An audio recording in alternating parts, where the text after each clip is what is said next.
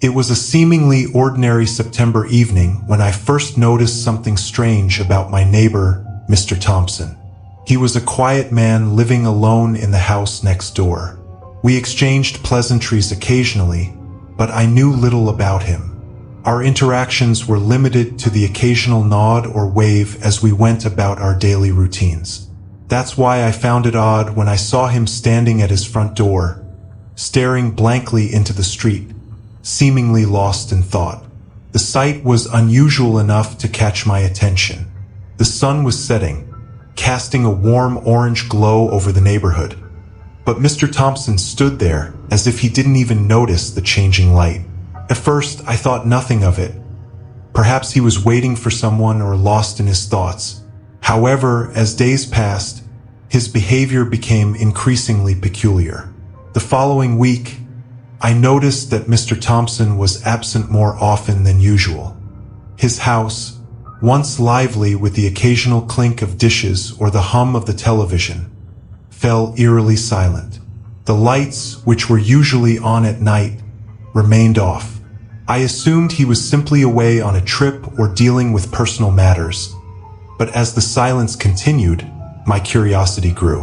One Saturday morning, I saw a moving truck parked in his driveway. It was a small, nondescript vehicle. I watched from my window as a few men carried boxes and furniture into the truck. There was no sign of Mr. Thompson, just the workers going about their task with professional efficiency, which only deepened my concern. I decided to go over and ask them what was happening. As I approached, one of the movers noticed me and gave a polite nod. "Are you moving?" I asked. The mover glanced at me, his expression slightly guarded. "Just clearing out some old stuff," he said. Mr. Thompson said he was done with this place. That answer didn't sit right with me. Why would Mr. Thompson suddenly decide to clear out his belongings without a word? I pressed a bit further. "Has he said where he's going? When he'll be back?" The mover shook his head. "I'm not sure. He didn't leave any forwarding address or details." I thanked him and returned to my house, feeling more unsettled than ever. Something about the situation didn't add up. If Mr. Thompson was moving away, he hadn't mentioned it to anyone. That evening, I walked past his property, peering through the gaps in the fence. The yard, once meticulously maintained, was now overgrown with weeds and tangled vines. The house itself looked neglected, with papers and junk scattered across the porch. I noticed that the front door was slightly ajar. My sense of unease grew, but I didn't want to jump to conclusions. A few days later, I saw more movers at the house, but they were now carrying out only the final pieces of furniture. The house was nearly empty, and the once familiar sight of Mr. Thompson's belongings being removed added to the eerie feeling that something was terribly wrong. I spoke with a few neighbors to see if they had any information. Most had seen the movers, but knew nothing more than I did. One elderly neighbor, Mrs. Jenkins, mentioned she hadn't seen Mr. Thompson for a couple of weeks before the move, which only heightened my concern. I decided to take a closer look at the house once it was completely empty. I found an opportunity when the front door was open, and no one was around. The inside of the house was as eerie as the outside, a shell of its former self with bare walls and dusty floors. There was a sense of abandonment, a feeling that Mr. Thompson had simply vanished without a trace. While exploring, I stumbled upon a small, dusty office in the back of the house. On the desk, I found an old leather-bound notebook. Curiosity got the better of me, and I flipped through its pages.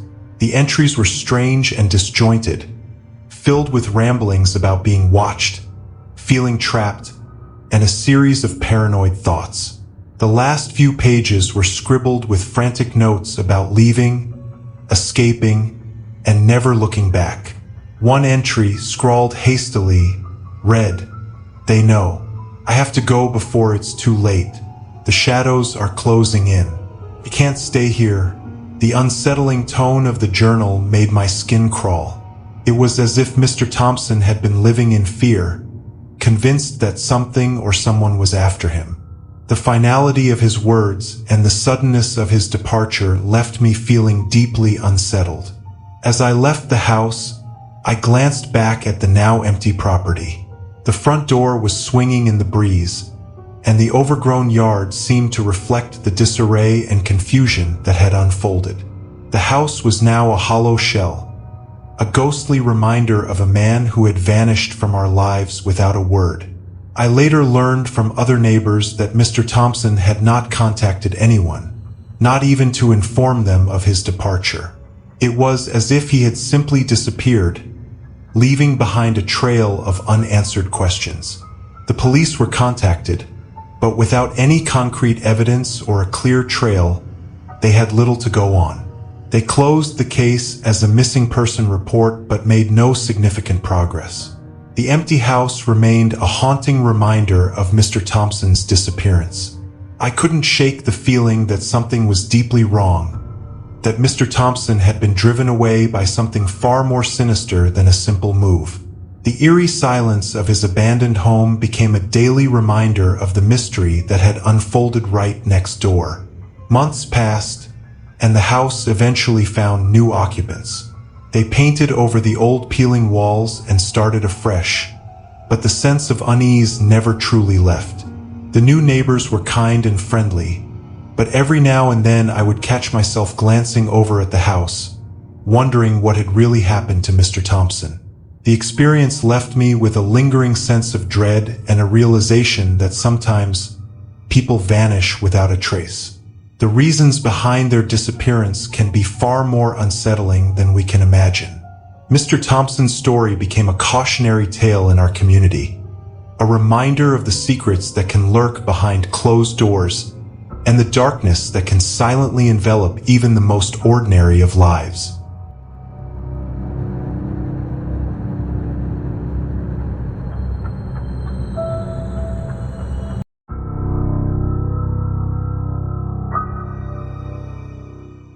It was the kind of crisp autumn morning that made you feel like you could conquer anything. The leaves had just begun their vibrant transformation, painting the town in shades of red and gold. I had planned a day of running errands, tackling my to-do list with the kind of optimism that only fall can inspire. Everything was going according to plan until I came across the car. I was driving through a less frequented part of town, cutting through shortcuts to avoid traffic. The road wound through an old industrial area, now largely forgotten and overgrown. I wasn't paying much attention until something unusual caught my eye. A car parked by the side of the road, nestled among tall weeds and partially hidden behind a dilapidated warehouse. At first glance, the car seemed out of place. It was an old sedan, its once pristine paint job now faded and peeling. The windows were grimy, and the tires were sunk slightly into the dirt, indicating that it had been there for a while. But it wasn't the car's condition that caught my attention. It was the feeling of unease that washed over me as I drove past. I had an inexplicable urge to stop and investigate, even though my logical mind told me it was a bad idea. I tried to shake off the feeling and continued with my errands, but the image of the abandoned car kept nagging at me. Something about it was off, and I couldn't ignore the growing curiosity and unease that accompanied it. By the time I finished my day's tasks, the car was still on my mind. I decided I had to go back and take a closer look. When I arrived back at the spot, the sun was beginning to set, casting long shadows across the road. The once busy industrial area was now eerily quiet, the only sounds being the crunch of leaves underfoot and the distant hum of traffic. The car was still there, just as I had left it, but now it seemed even more out of place in the encroaching twilight. I parked my car a little ways down the road and walked back to the sedan. As I approached, I noticed that the driver's side door was slightly ajar. My heart started to race, a mix of curiosity and apprehension swelling within me. I hesitated for a moment, then decided to open the door and peer inside. The interior was in a state of disarray, with old papers and trash scattered across the seats. The smell of stale air and mildew hit me as I leaned in. I noticed that the steering wheel was covered in a thin layer of dust, and the seats were threadbare with torn upholstery. There was nothing immediately alarming, but a sense of wrongness lingered in the air. I stepped back and glanced around, trying to make sense of what I was seeing.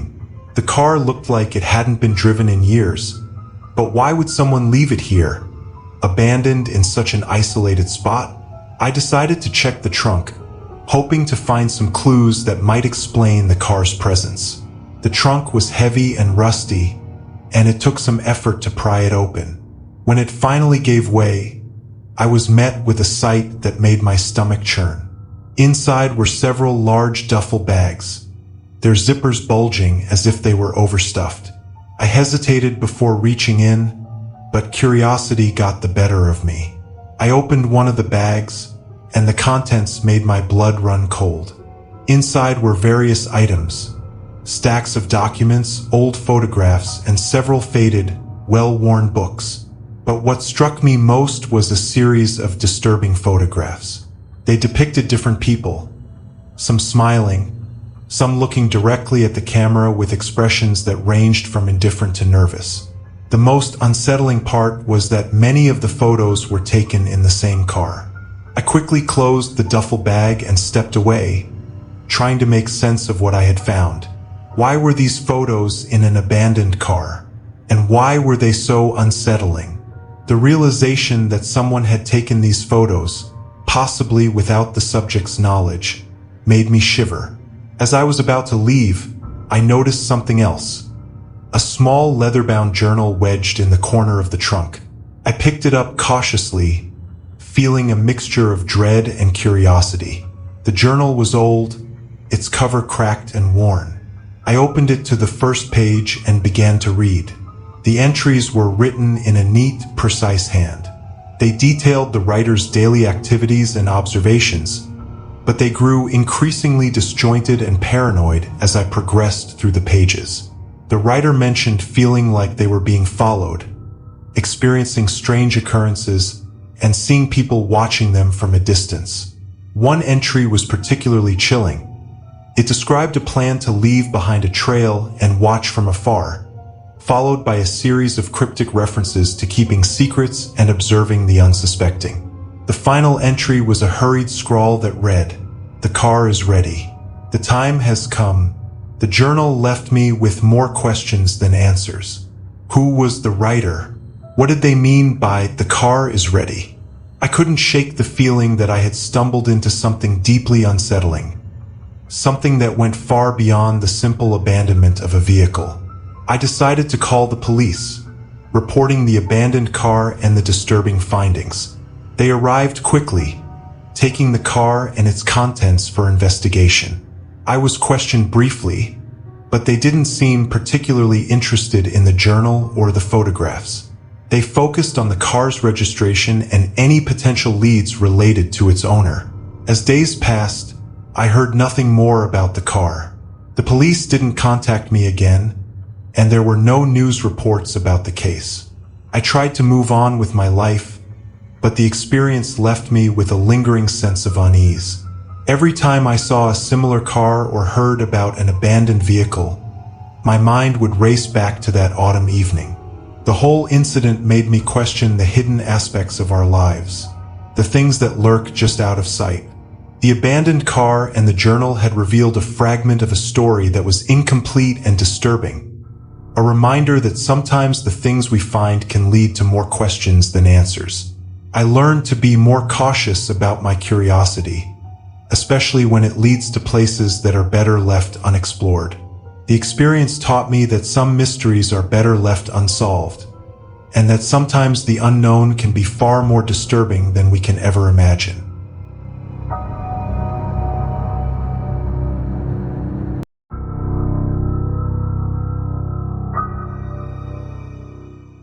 It was one of those crisp October afternoons when the sun casts long shadows, perfect for tackling home improvement projects.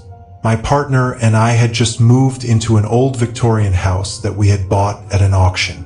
It was a fixer-upper with creaky floors and a charming but faded grandeur that promised to become beautiful again with a little effort.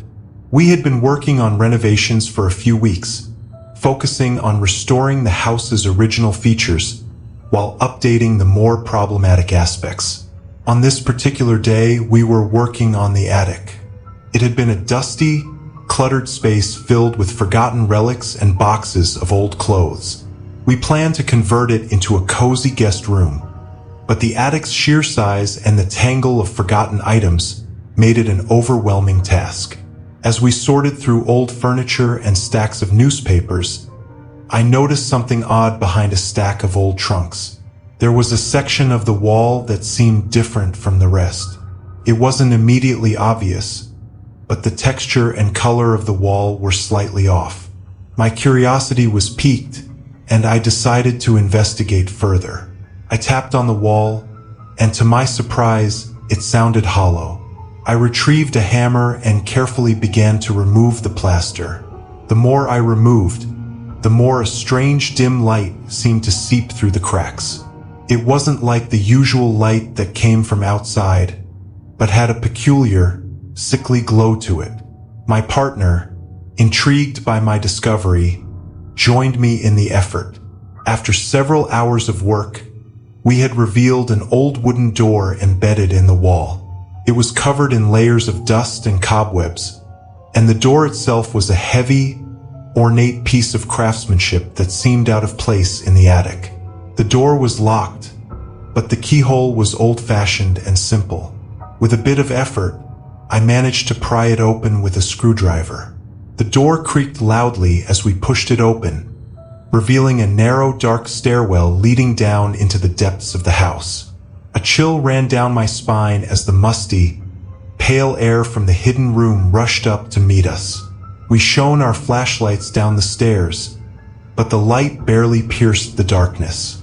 With a mixture of excitement and apprehension, we descended the stairs. The stairwell led to a small, windowless room that had clearly been sealed off for a long time.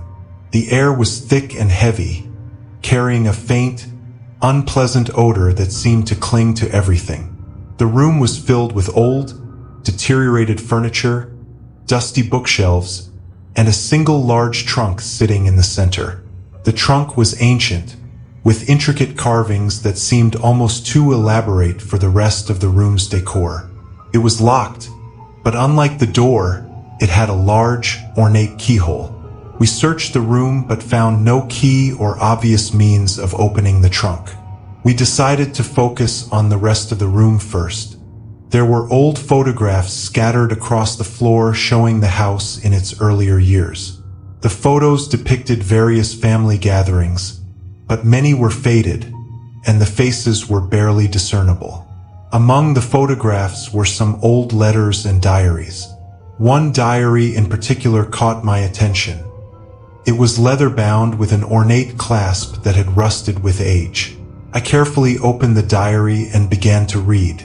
The entries were written in a neat, flowing script and detailed the life of a woman named Eliza, who had lived in the house in the early 1900s. The entries started out mundane, describing daily activities and social events, but as the diary progressed, the tone shifted dramatically. Eliza began to write about strange occurrences, flickering lights, eerie noises, and a growing sense of dread. She described an increasing paranoia about being watched and the discovery of secret passages within the house. The last entries were particularly disturbing, describing a deep sense of foreboding and the discovery of a hidden room that Eliza had never been able to enter. The diary ended abruptly with a final chilling entry. I can hear it now, the sound of someone or something moving behind the walls. I must leave before it's too late. My partner and I were deeply unsettled. The diary's last entry suggested that something was terribly wrong, and the hidden room seemed to be a part of it. We turned our attention back to the trunk, determined to see what was inside. After some effort, we managed to force it open. Inside, we found a collection of old, musty clothes, personal items, and a series of old, dusty photographs. Among the items was a box containing what appeared to be small, hand-carved wooden figures and strange symbols etched into the wood. The figures were crudely made and seemed almost primitive. They were accompanied by a handwritten note that read, "To keep the shadows at bay, you must honor the old ways. Do not uncover what lies hidden." The room was filled with an oppressive atmosphere, and the more we investigated, the more unsettled we felt. The symbols and figures seemed to suggest that there was something deeply troubling about the hidden room and its history. We decided to seal the room back up and leave it undisturbed. The discovery of the hidden room and its contents had left us with an overwhelming sense of unease. The diary's ominous warnings and the strange artifacts made us feel like we had unearthed something best left forgotten. Since then, we've continued with the renovations, but the memory of the hidden room lingers. The attic has been converted into a guest room, but we avoid the area where the hidden room was found. The trunk and its contents remain packed away, a haunting reminder of the dark secrets that can be hidden within the walls of a seemingly ordinary house. The discovery of the hidden room serves as a chilling reminder that some things are better left undiscovered. The eerie history and disturbing artifacts have left a lasting impact on us, making us wary of the house's past and the secrets that might still lie hidden within its walls.